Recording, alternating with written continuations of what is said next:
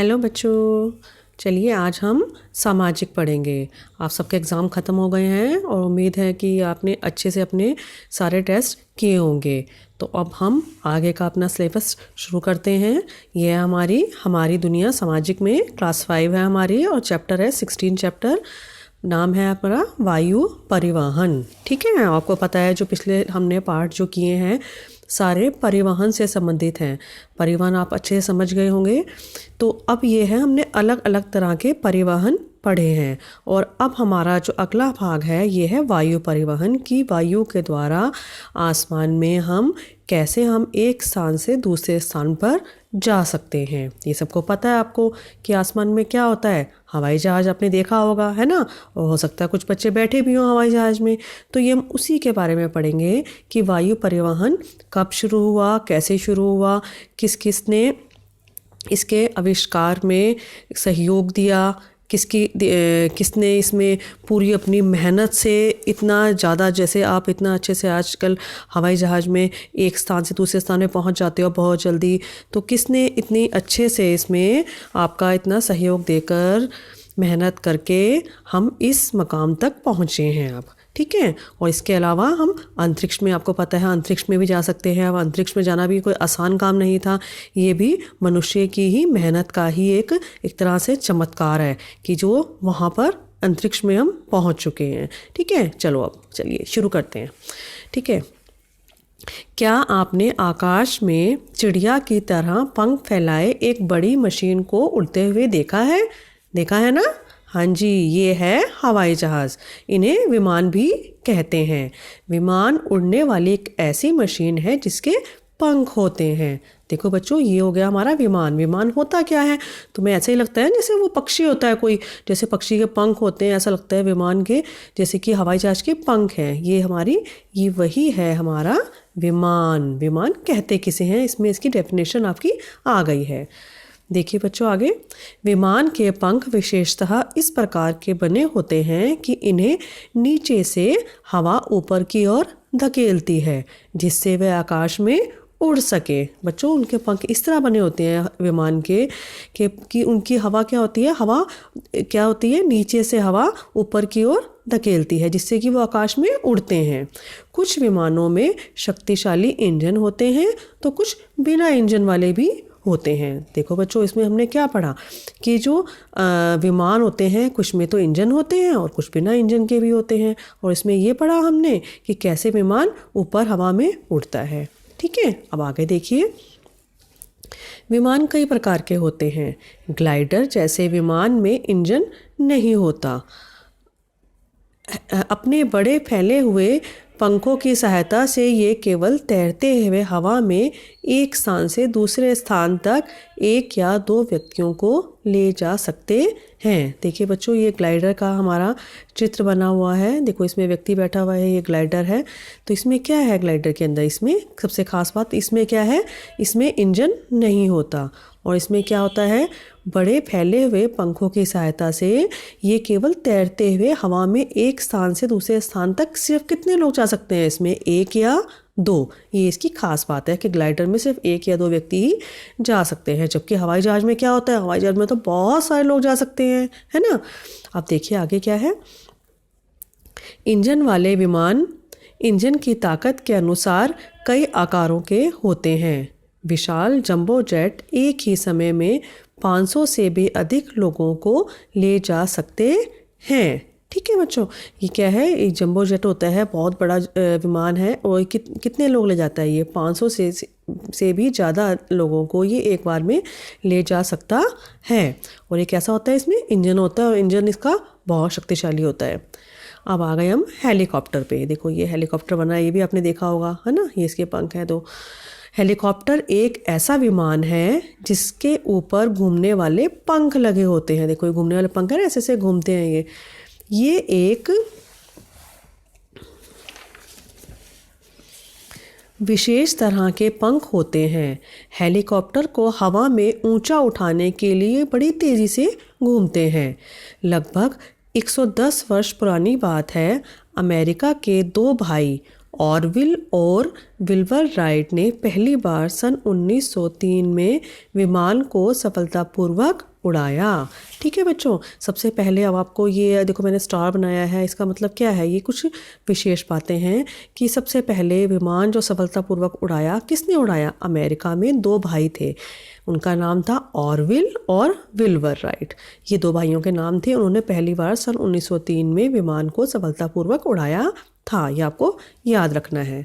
उनका 2 पंखों वाला विमान लगभग 36 मीटर की दूरी तक उड़ा, इतनी दूर तक उड़ा था। ठीक है बच्चों, आगे देखिए। राइट भाइयों की इस छोटी उड़ान से विमान क्षेत्र में तेजी से गति आई। 10 वर्ष के अंदर सैकड़ों विमान यूरोप में उड़ानें भरने लगे। अब क्या हुआ, धीरे धीरे जब सबसे पहले तो उन्होंने उड़ाया, उसको देखकर क्या हुआ, लोगों के मन में और लगा कि हम इसमें सुधार करेंगे और इसको और अच्छा हम कर सकते हैं। तो इसके लिए क्या किया, यूरोप में उड़ान भरने क्या हुआ, 10 वर्ष के अंदर क्या हुआ, बहुत सारे विमान यूरोप में उड़ान भरने लगे। वर्ष 1927 में अमेरिका के चार्ल्स लिंडबर्ग ने 33 घंटे की एकल एवं अत्यंत कठिन उड़ान में अटलांटिक महासागर को पार किया। देखो बच्चों, 1927 में क्या हुआ, अमेरिका में चार्ल्स लिंडबर्ग नाम का व्यक्ति था, उसने क्या किया, 33 घंटे की एकल, है ना, और अत्यंत कठिन, एक ही उसने बहुत ही मुश्किल उड़ान, एक बार लगातार एक उड़ान भरी उसने, और इससे क्या पार किया, उसने अटलांटिक महासागर को पार कर लिया। आजकल विशाल विमान लोगों को एक स्थान से दूसरे स्थान तक दुनिया के हर कोने तक ले जाते हैं। या आपको मालूम है, हमें दुनिया में कहीं पर भी जाना हो हम हवाई जहाज से जा सकते हैं। देखो बच्चों, ये चित्र बना हुआ है राइट बंधु अपने विमान के साथ। ये राइट बंधु हैं, है ना, जिन्होंने अमेरिका में सबसे पहले विमान बनाया था। ये उनका विमान है, सबसे पहला विमान है ये। अब देखिए कॉनकॉर्ड, ये मैंने स्टार बनाया है, स्टार पे खास तौर पे ध्यान रखिए आप। कॉनकॉर्ड दुनिया का सबसे तेज गति से चलने वाला यात्री विमान है। अब आपको एक प्रश्न आएगा, खास तौर पे याद रखना है आपको कि सबसे तेज़ गति से चलने वाला यात्री विमान, यात्री मतलब कि जो पैसेंजर को, इंसानों को लेकर जाते हैं, तो वो विमान कौन सा विमान था सबसे तेज़ गति से चलने वाला? उसका नाम था कॉनकॉर्ड। इसकी गति 2333 किलोमीटर प्रति घंटा है। मतलब क्या, 1 घंटे के अंदर 2333 किलोमीटर चले जाता है। इतना जल्दी उड़ता है ये, इतना तेज़ उड़ता है ये। इसे फ्रांस और ब्रिटेन ने मिलकर बनाया। ये आपको याद रखना है कि कॉनकॉर्ड विमान दुनिया का सबसे तेज़ गति से चलने वाला विमान है, और इसको किसने मिलकर बनाया? फ्रांस और ब्रिटेन ने मिलकर बनाया था। यह विमान लंदन और न्यूयॉर्क के बीच की दूरी 3 घंटे में तय कर लेता है। देखो बच्चों, लंदन कहाँ है, वो तो यूरोप हो गया, और न्यूयॉर्क में यूएस अमेरिका में, है ना। तो इतनी दूर है लंदन और न्यूयॉर्क दोनों, तो ये क्या है, दोनों की दूरी को सिर्फ 3 घंटे में तय कर लेता है, इतनी तेज़ चलता है। इसी दूरी को एक सामान्य विमान 7 घंटे में पूरी कर पाता है। अगर हम किसी सिंपल से सामान्य विमान में जाएंगे तो कितने घंटे लगाएगा? 7 घंटे। पर हम कॉनकॉर्ड में जाएंगे तो क्या होगा, वो सिर्फ 3 घंटे में। जैसे कि आपकी ट्रेन होती है ना, आपकी ट्रेन में जाते हो, एक साधारण ट्रेन लेते हो, तो वो तुम्हारी कहीं पर जाने में हो सकता है 20 घंटे लगाए, 25 घंटे लगाए। और अगर तुम वही राजधानी ट्रेन लोगे, है ना, एक्सप्रेस ट्रेन लोगे, तो वो तुम्हारा 10-12 घंटे में पहुँचा देगी। इसी तरह से विमान में भी होता है। अब देखिए, ये हमारा कॉनकॉर्ड विमान का चित्र बना हुआ है। लगातार दुर्घटना होने से वर्ष 2003 में कॉनकॉर्ड की उड़ान बंद कर दी गई। अब क्या हुआ, इस विमान से बहुत ज़्यादा दुर्घटनाएं, एक्सीडेंट्स होने लगे थे। इस कारण इसकी उड़ान को 2003 में बंद कर दिया गया। अब देखिए अंतरिक्ष की ओर, अब आ गए हम अंतरिक्ष में। हम अभी तक तो हम विमान पढ़ रहे थे, अब हम पहुंच जाएंगे अंतरिक्ष में। अंतरिक्ष में तो हम बहुत ऊपर पहुंच गए ना, आसमान में। सुदूर आसमान, जिसे अंतरिक्ष भी कहते हैं, में मनुष्य की रुचि पहले से ही रही है। मतलब इंसान का मन करता है ना कि आसमान में ऊपर क्या है और ऊपर क्या है, हमेशा मनुष्य की रुचि इसमें रही है। अंतरिक्ष में स्थित चांद, सूरज और तारों के बारे में कहानियों में पहले से ही बताया जाता रहा है। आपको मालूम है, मनुष्य ने यात्री विमानों में बदलाव किया और उन्हें अंतरिक्ष में जाने योग्य बनाया। अब क्या हुआ, इंसान ने धीरे धीरे तरक्की की, उस उसने क्या किया, उसने कहा कि किस तरह से ऐसे विमान में बदलाव किया जाए कि हम अंतरिक्ष में भी पहुंच सके। इन विमानों का नाम अंतरिक्ष यान रखा गया। अब जो विमान अंतरिक्ष में पहुंच गए, वहाँ के योग्य बन गए, उनको नाम रखा अंतरिक्ष यान। देखो ये है अंतरिक्ष शटल। ये अलग तरह के थे, इनकी शेप अलग, आकृति अलग, अलग तरह के थे बिल्कुल। ये अंतरिक्ष में जाने वाला सबसे पहला अंतरिक्ष यान वर्ष 1957 में रूस का स्पुतनिक था। ये आपको ख़ास तौर पे याद रखना है। देखो मैंने स्टार भी लगाया है कि सबसे पहला जो अंतरिक्ष यान था वो उसका नाम क्या था, उसका नाम था स्पुतनिक। और ये कब गया, 1957 में। और कहाँ से गया, रूस का था यह विमान। अंतरिक्ष यात्री के रूप में लाइका नाम का कुत्ता पहला जीवित प्राणी था। अब देखिए बच्चों, सबसे पहले अंतरिक्ष यात्री के रूप में किसको भेजा गया, एक कुत्ता था, उसका नाम था लाइका। उसको भेजा गया अंतरिक्ष यात्री के रूप में, उस यान के अंदर बिठाकर उसको भेज दिया गया। उसे 1 माह बाद ही स्पुतनिक 2 द्वारा भेजा गया था। रूस का यूरी गागरिन अंतरिक्ष में जाने वाला पहला मनुष्य था। अब देखिए बच्चों, सबसे पहले तो किसको भेजा, कुत्ते को भेजा, लाइका नाम का। क्योंकि कुत्ता क्यों भेजा, ताकि वो देख सकें कि वहाँ पर कि व्यक्ति की क्या स्थिति रहती है, प्राणी जो है जीवित रह सकता है नहीं रह सकता। तो इसलिए पहले कुत्ते को भेजा गया, और बाद में जब वो ठीक रहा तो उसके बाद क्या हुआ, यूरी गागरिन नाम का पहला व्यक्ति, रूसी व्यक्ति था, जो कि वहाँ पर सबसे पहले अंतरिक्ष में गया। ये आपको याद रखना है कि अंतरिक्ष में जाने वाले पहले व्यक्ति मनुष्य का नाम क्या है, यूरी गागरिन। रूस की वैलेंटीना टेरेशकोवा अंतरिक्ष में जाने वाली सबसे पहली महिला थी। अब देखिए, जो पुरुष था वो तो था यूरी गागरिन, और महिला जो सबसे पहले गई अंतरिक्ष में उसका नाम था वैलेंटीना टेरेशकोवा। ठीक है, ये है कहाँ के, रूस के ही हैं सब। अंतरिक्ष में जाने वाली सबसे पहली महिला तो हो गई हमारी वैलेंटीना टेरेशकोवा।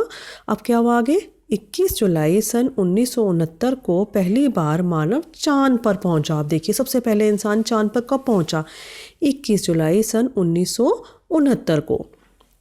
चांद पर कदम रखने वाला पहला मानव कौन था, अमेरिकी अंतरिक्ष यात्री नील आर्मस्ट्रॉन्ग था। ये भी आपको याद रखना है। नील आर्मस्ट्रॉन्ग सबसे पहला व्यक्ति था जो कि चांद पे गया था, और ये अमेरिका का था। अब देखिए आगे, हमारी पृथ्वी एक ग्रह है। आपको मालूम है हमारी पृथ्वी क्या है, ग्रह है, जो सूर्य के चारों ओर चक्कर लगाती है। या पढ़ चुके हो। चंद्रमा पृथ्वी के चारों ओर चक्कर लगाता है। अब जो है, जो पृथ्वी जो है वो क्या करती है, वो पृथ्वी जो है वो एक ग्रह है जो सूर्य के चारों ओर चक्कर लगाती है, और जो चंद्रमा जो है वो है क्या करता है, पृथ्वी के चारों ओर चक्कर लगाता है। इसलिए इसे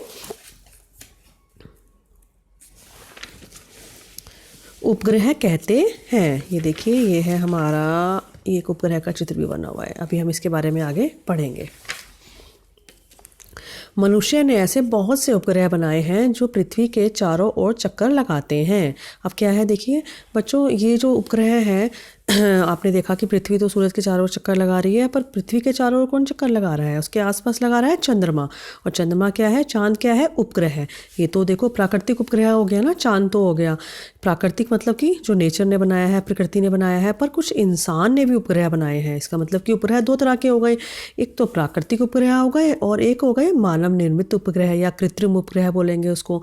तो मनुष्य ने ऐसे बहुत से उपग्रह बनाए हैं जो पृथ्वी के चारों ओर चक्कर लगाते हैं। मनुष्य के द्वारा बनाए गए उपग्रह वास्तव में बहुत तरह के उपकरणों वाली मशीनें हैं। जो मनुष्य ने उपग्रह बनाए हैं वो क्या है, एक तरह से मशीनें हैं, उस कई तरह के उपकरणों वाली। अब वो कौन सी मशीनें हैं देखो, और उनसे क्या फ़ायदा होता है।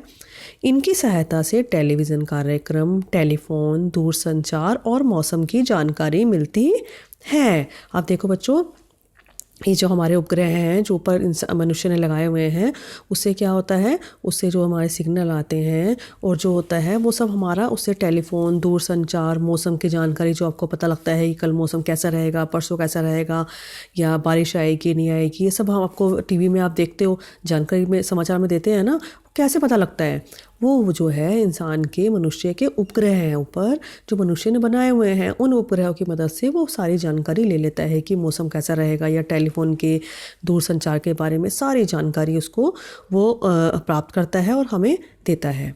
और कुछ गुप्तचर उपग्रह भी हैं जो कि पृथ्वी पर माचिस के आकार की फ़ोटो अंतरिक्ष से ही ले सकते हैं। इनसे आपदा और सुरक्षा के बारे में सहायता मिलती है। देखो बच्चों, ये गुप्तचर उपग्रह जो हैं इनसे भी पता लग जाता है कि कोई आपदा या कोई परेशानी तो नहीं आने वाली, और सुरक्षा के लिए हम क्या कर सकते हैं। ये सारी चीज़ें हमको जानकारी ये मनुष्य के जो बनाए हुए उपग्रह हैं, जो मनुष्य निर्मित उपग्रह हैं, कृत्रिम उपग्रह हैं, उनसे मिलती है। तो आपको पता लग गया, 2 तरह के उपग्रह हो गए, प्राकृतिक और मानव निर्मित उपग्रह या कृत्रिम उपग्रह। आगे देखिए, अंतरिक्ष में वैज्ञानिक प्रयोगों के लिए रूस और अमेरिका ने विशाल अंतरिक्ष स्टेशन बनाए हैं। यहाँ कई महीनों तक अंतरिक्ष यात्री वैज्ञानिक ठहरते हैं। वर्ष 1971 में रूस ने पहला अंतरिक्ष स्टेशन तैयार किया था। ठीक है बच्चों, अब देखिए बच्चों, इसमें क्या हुआ कि अंतरिक्ष जो स्टेशन है वहाँ पर क्या होता है, वहाँ पर अंतरिक्ष यात्री ठहरते हैं और कई महीनों तक ठहरते हैं और वहाँ पर अपना अध्ययन करते हैं कि वहाँ पर हम क्या क्या है अंतरिक्ष में, है ना, हम इंसान को क्या क्या प्राप्त हो सकता है, अपने काम की चीज़ें, वो सब जानकारी वो प्राप्त करते हैं। अब देखिए आगे, अंतरिक्ष में भारत। अब देखिए बच्चों, ऐसा करते हैं, ये वाला आपका ये वाला हिस्सा जो है ये मैं अगले वीडियो में करवाती हूँ, क्योंकि आपका चैप्टर बहुत बड़ा हो जाएगा। इसके बाद नेक्स्ट वीडियो में मैं आपको ये करवाती हूँ और साथ में इसके एक्सरसाइज के भी प्रश्न करवाऊँगी। ठीक है बच्चों, ओके बच्चों, बाय।